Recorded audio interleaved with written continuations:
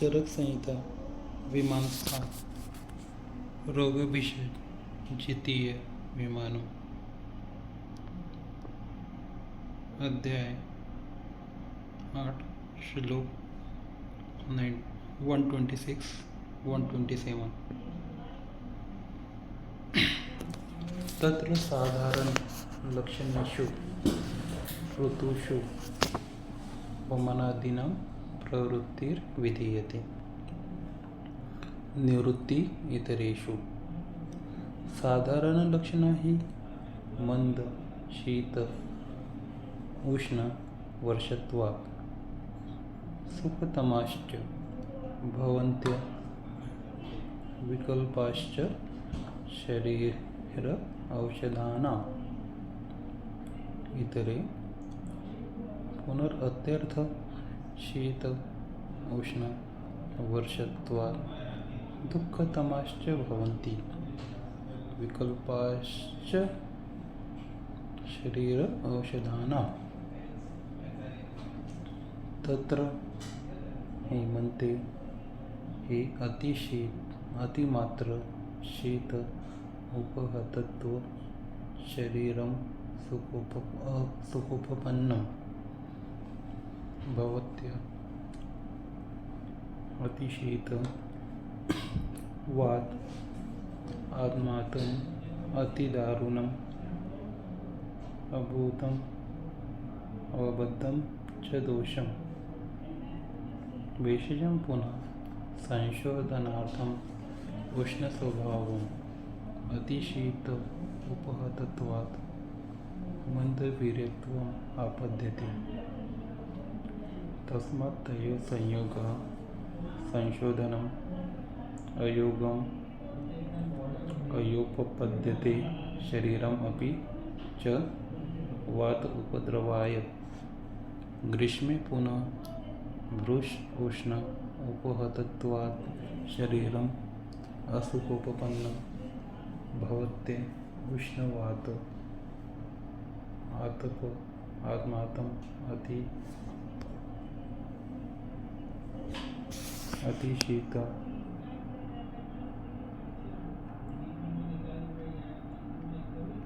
ग्रीष्मे पुनः भृश उष्ण उपहतत्वात् शरीरम् असुखोपन्नं भवते वात आतप आत्मातम् अतिशिथिलम् तीर्थप्रविलीन दोषः भेषजः पुनः संशोधनार्थम् उष्णस्वभावम् उष्णम् अनुगतं तीक्ष्णतरत्वम् आपद्यते तस्मात् तयोः संयोगं संशोधनम् अतियोगात् योपपद्यते शरीरम् अपि पिपासा उपद्रवाय वर्षासु तु मेघजल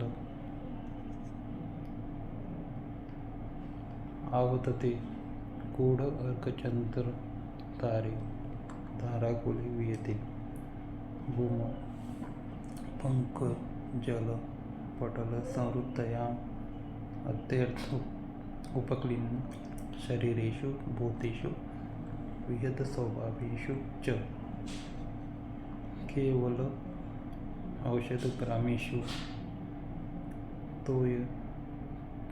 तोयदान अनुगत मारुत संसर्गात् गुरुप्रवृत्तीनि वमनादीनि भवन्ति गुरुसमुत्थानानि च शरीराणि तस्मात् वमनादीनां निवृत्तिर्विधीयते वर्षान्तेषु न च आत्ययिकं कर्म आत्ययिके पुनः कर्मणि कामं ऋतुं विकल्प्य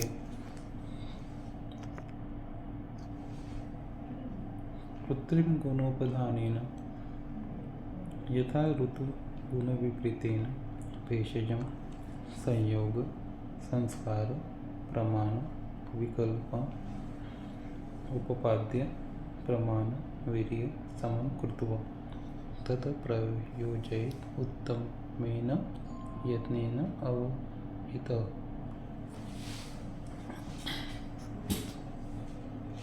यथा हेमन्तादिषु दुःखतमत्वं भवति तदा तत्र हेमन्त इत्यादि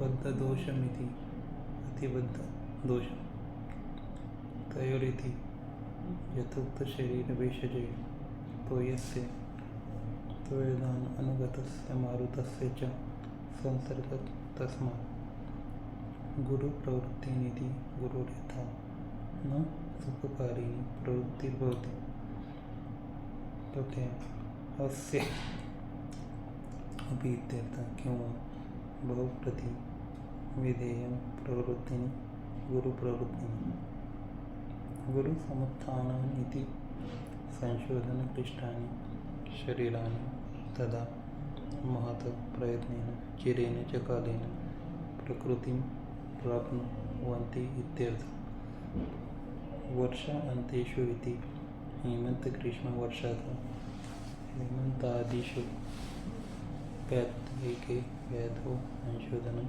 दर्शयन्नः न च इत्यादि विकल्प इति अल्पगुणयुक्तं कृत्वा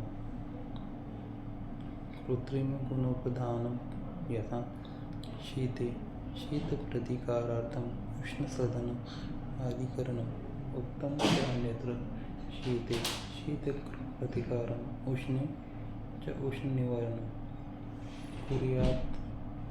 कुर्यात् क्रिया प्राप्ता क्रियाकालं न क्षेपयेत् इति कुतो प्रतिकारं दर्शयित्वा भेषजप्रतिकारम् भेषज इत्यादि संयोगविकल्पो यथा शीते तीव्रतया उष्णेन गोमूत्रेण आलोडनं प्रमाणविकल्पो यथा अयोगप्रतिकारार्थम् अतिमात्र तीव्रोद्धानम् इत्यादि अत्र च प्रमाणविकल्पस्तथा कर्तव्यः यथा प्राण अविरोधः स्यात् तथा संयोगविकल्पश्च तथा कर्तव्यः यथा विरुद्धवीर्यभेषजं मेलको न स्यादिति दर्शयन्नः प्रमाणवीर्यसमं कृत्वा इति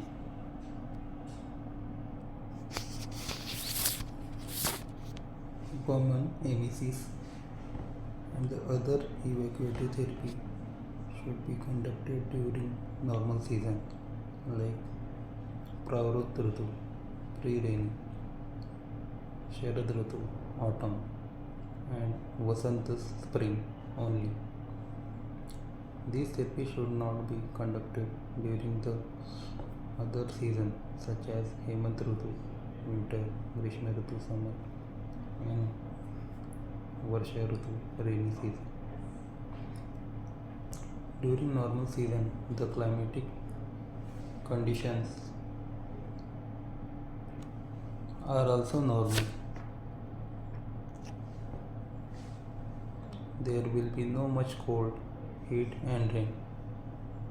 Moreover, they are pleasant and don't harm the body as well as the drum. Whereas in the remaining season, the climatic conditions are having too much coldness, hotness, heaviness in rain. Those seasons are not pleasant and also cause harm to the body and the drum. यहाँ पे संशोधन का क्रम जो करने कहा गया है साधारण ऋतु में ही करने को कहा गया है। अब साधारण ऋतु का क्या अर्थ लिया गया है तो उसके लक्षण बताए गए हैं यहाँ पे।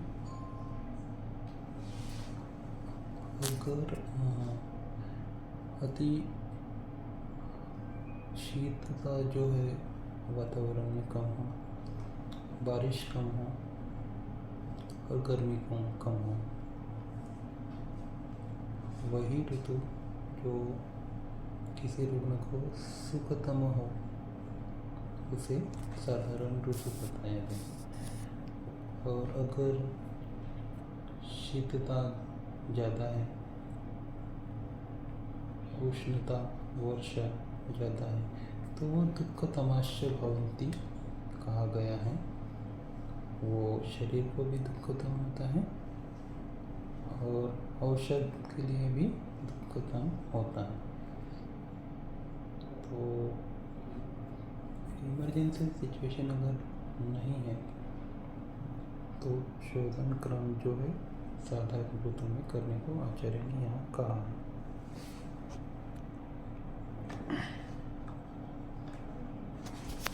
तो बात करेंगे हेमंत की। During winter the body is being expose to excessive coldness and get discomfort due to excessive cold wind. The doshas are attached to the channel and remain in the body.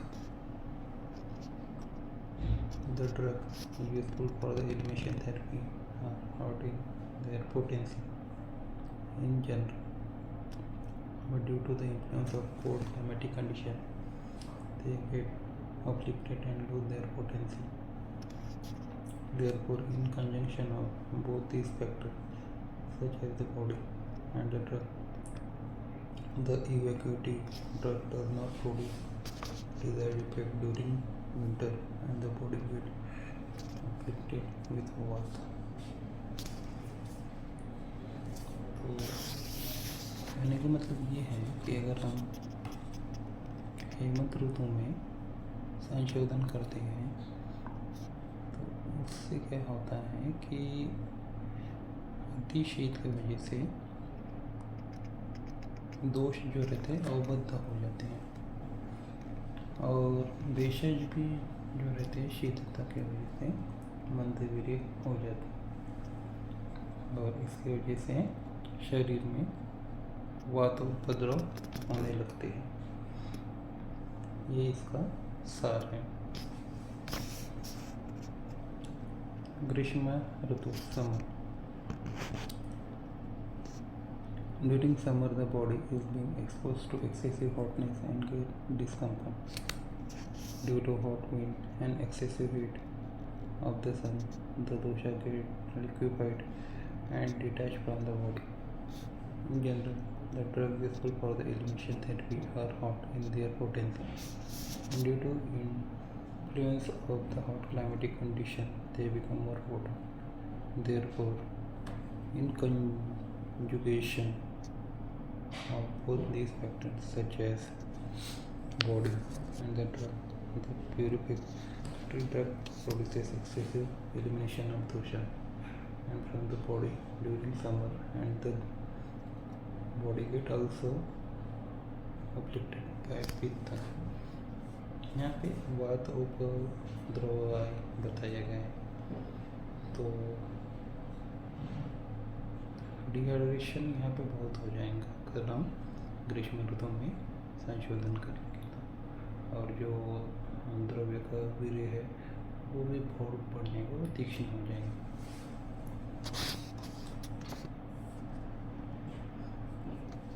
अब बात करते हैं वर्षा ऋतु season. During the rainy season, the sky is covered cloud, the sun, the moon, and the star remaining hidden. Rainfall continuously, and the earth being flooded with muddy water. The body of living creature deviate from their normal condition. The potency of drug will be impaired due to contact of rain, water, and moisture in the atmosphere. Thus, during rainy season, the purificatory drugs are unable to produce their normal effect, and the living beings also exhibit heaviness in their body. Therefore, Shodhan therapy should not be conducted in general, and these 3 seasons except in emergency.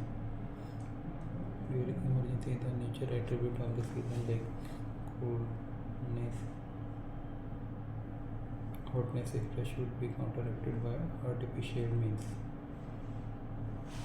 In the same way, the qualities of the drug should be rendered opposite to those of respective season by suitable combination, processing, and by assessing the proper dosage. Therefore, the Shodhan therapy should be conducted carefully by considering all the factors like potency of the drug, dosage, and the season. कहने का ये है कि वर्षा ऋतु में शरीर में क्लीनता आ जाती है और इसके वजह से मारुत संसर्गात गुरु प्रवृत्ति नादिना भवति, तो गुरुता बढ़ जाती है और जो ड्रग देंगे उसका प्रमाण होने की पॉसिबिलिटी ज़्यादा रहती है। गुरु समर्थनाची शरीरानि तस्मात् नादिना निवृत्तिर्विधीयते वर्षा अंतेषु ऋतुषु न चलत् इदम् आत्मैकं कर्म। अब अगर हेमंत ऋतु है, ग्रीष्म ऋतु है, वर्षा ऋतु, तब हम उसी कंडीशन में कर सकते हैं जब इमरजेंसी सिचुएशन में। और आत्मैक कर्म भी अगर करना है तो हमें कृत्रिम गुणों पर ध्यान करना पड़ेगा। जो पंचकर्म का टेम्परेचर है वो कंट्रोल करना पड़ेगा। इसके अलावा जो ड्रग है उनका जो वीर्य है वो कंट्रोल करना पड़ेगा, तभी जाके हमारा जो पंचकर्म है बिगड़ व्यापक के हो सकता है।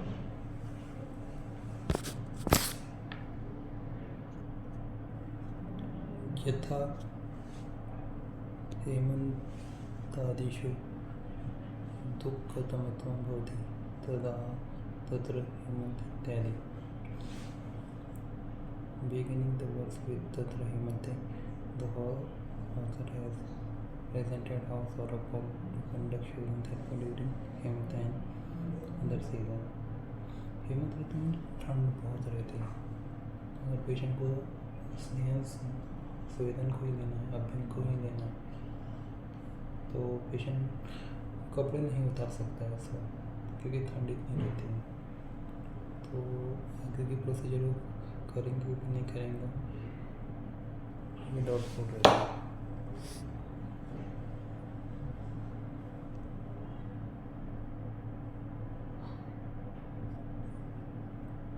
अवबद्ध दोषम इति अतिबद्ध दोषम। अवबद्ध दोष means the doshas are more tight and sticky with the channel। Hemant ऋतु का वर्णन करते वक्त यहाँ पे बताया गया बद्ध दोषम, अतिबद्ध दोषम, मतलब अगर हम कवतोष का एग्जाम्पल दें तो हेमंत ऋतु में उसका संचय रहता है, वो अपनी जगह से हिलता ही नहीं, तो यही यहाँ अवबद्ध दोष का अर्थ होता है। तयोरिति यथोक्त शरीर भेषजयो। Tayo means the conjunction of both these factors such as the body and the drug due to the influence of the Hemant ऋतु। यहाँ पे हेमंत ऋतु का वर्णन करते वक्त कहा गया है कि तयोरिति यथोक्त शरीर भेषज, तो शरीर को भी उस तरह से तैयार करना है, भेषज को भी उस तरह तैयार करना है, तभी जाके हमारा संशोधन हो सकता है। यहाँ पे बात द्रव होने के चांसेस ज़्यादा रहते हैं। तो यस्य तोयदानानुगतमारुतस्य च संसर्ग तस्मात्।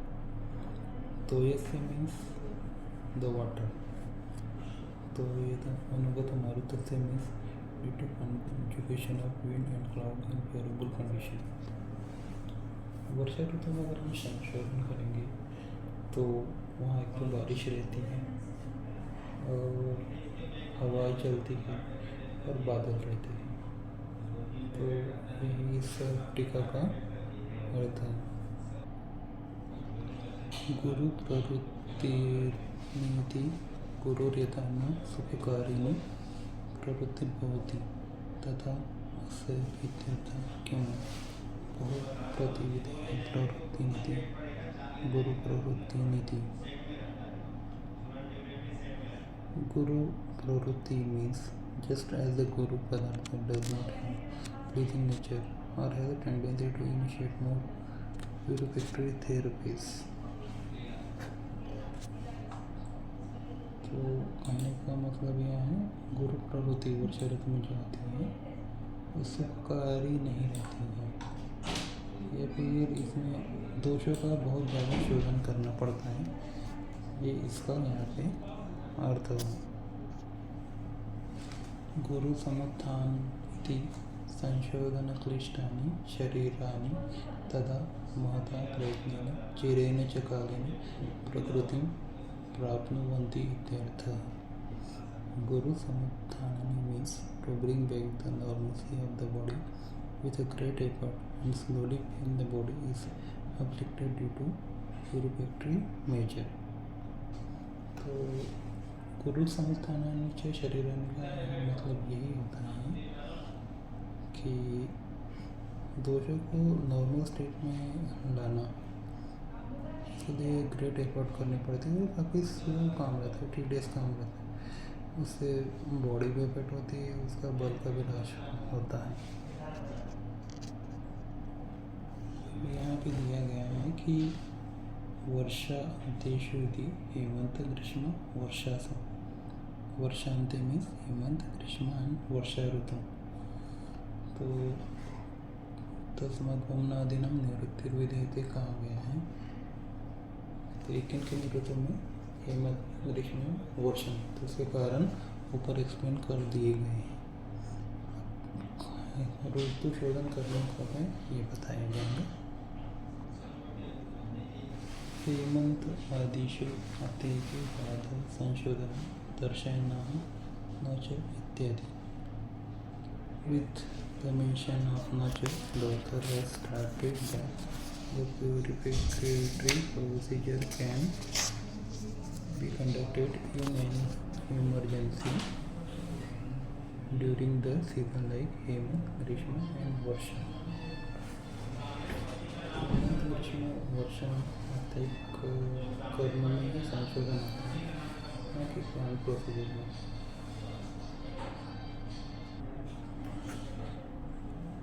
विकल्पेति अल्पगुणं कृत्वा कृत्रिमगुणप्रधानं यथा शीते शीतप्रतिकारार्थम् उष्णसदनम् अधिकरणम्। Vikalpi means to reduce the harmful effect of the season artificially. For example, during the cold season, by residing in cellar or warm room to counteract the coldness. अगर पंचकर्म करने में है तो यहाँ पे जो एक उदाहरण दिया है, अगर शीत ऋतु है तो रूम का टेम्परेचर वार्म होना चाहिए।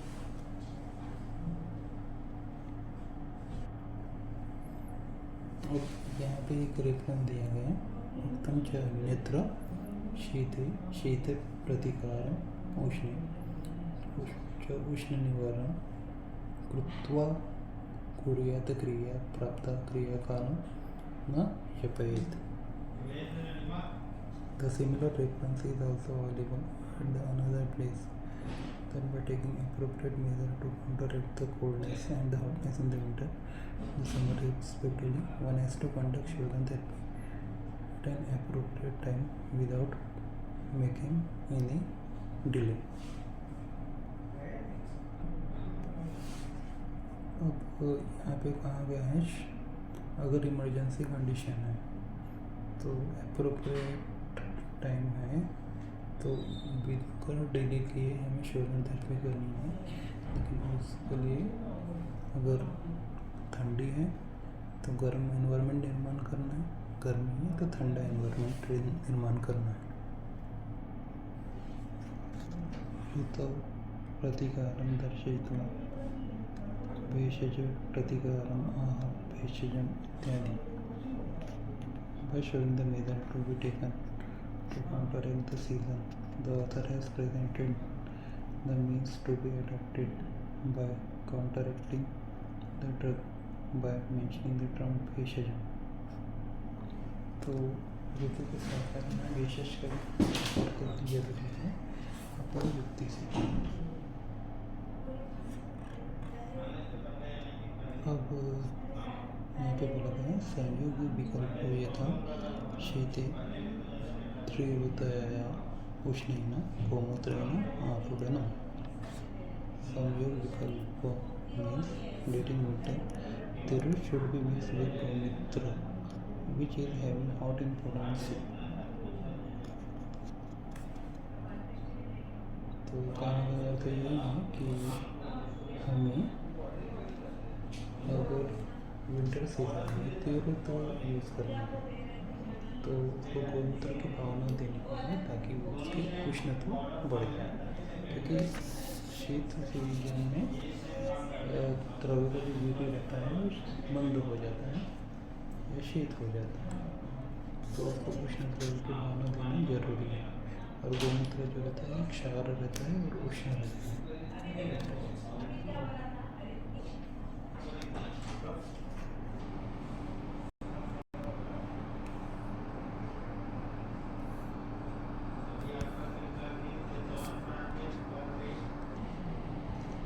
प्रमाण विकल्पो यथा योग प्रतिकारार्थम अतिमात्र तेरोदानम इत्यादि। प्रमाण विकल्प means large doses of terut should be given to compensate for the defect of insufficient doses। तो यहाँ पे बोला गया भेषज, तो इसमें संयोग संस्कार करना पड़ता है या प्रमाण विकल्प करना पड़ता है।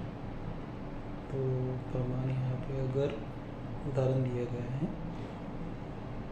अयोग ना हो इसलिए तेरुत की मात्रा बढ़ा देनी है। अगर हमें गोमूत्र से नहीं करना है या फिर दोनों चीज़ें हो सकती है, गोमूत्र से भावना देके मात्रा बढ़ा देंगे तो शोधन उत्तम होगा।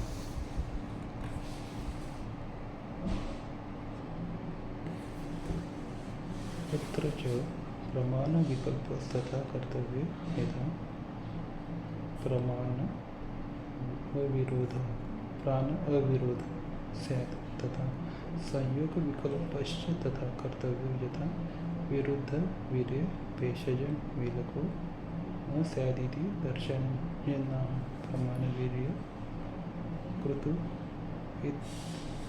कृत्वेति प्रमाण वीर्य सम कृत्वेति।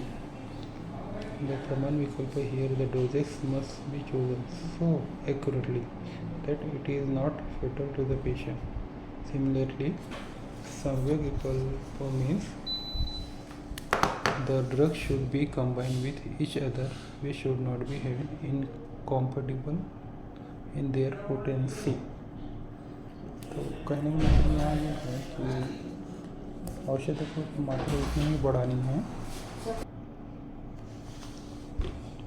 प्रमाण विकल्प here the dose must be chosen so accurately that it is not fatal to patient। Similarly, संयोग विकल्प means the drugs should be combined with each other, which should not be having incompatible in their potency।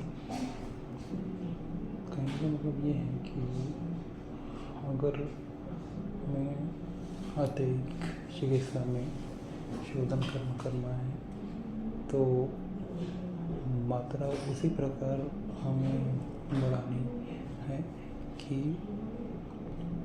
वो patient की जान ना ले, और संयोग भी ऐसा करना है जिससे इनकॉम्पैटिबल इन देयर पोटेंसी मेडिसिन ना हो, तो उसका गुण होने के बजाय उसका साइड इफेक्ट भी हो सकता है। तो कंक्लूजन यही निकलता है कि शोधन जो है प्लांट अगर करना है तो साधारण ऋतु में करना है जहाँ पे अति शीत ना हो, अति उष्णता ना हो, अति वर्षा ना हो।